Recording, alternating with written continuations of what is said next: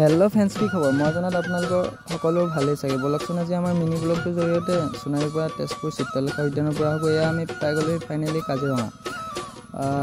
সোণাৰীৰ পৰা আহিছোঁহে হয়, কিন্তু সোণাৰীৰ পৰা ভিডিঅ' বনাব নহ'ল, সেইবাবে কাজিৰঙাৰ পৰা বনালোঁ। এয়া আমি পাই গ'লোহি কলীয়া ভোমোৰা দলং। এবাৰ পালোহি তেজপুৰ পাই বেটাৰী এখন লৈ চিত্ৰলেখা উদ্যানলৈ বুলি গৈ আছোঁ। বেটাৰীত গৈ ভালে লাগে, কিন্তু অলপ থেকেচ খাব লগা হয় আৰু পাছৰ চিটত বহিলে। ফাইনেলি আমি পাই গ'লোহি চিত্ৰলেখা উদ্যান। ব'লকচোন টিকেটটো কাটি ভিতৰত এণ্ট্ৰি কৰোঁ। তাত প্ৰথম আহি ভিতৰত দেখিলোঁ যে ফাইটাৰ জেট এখন আছে।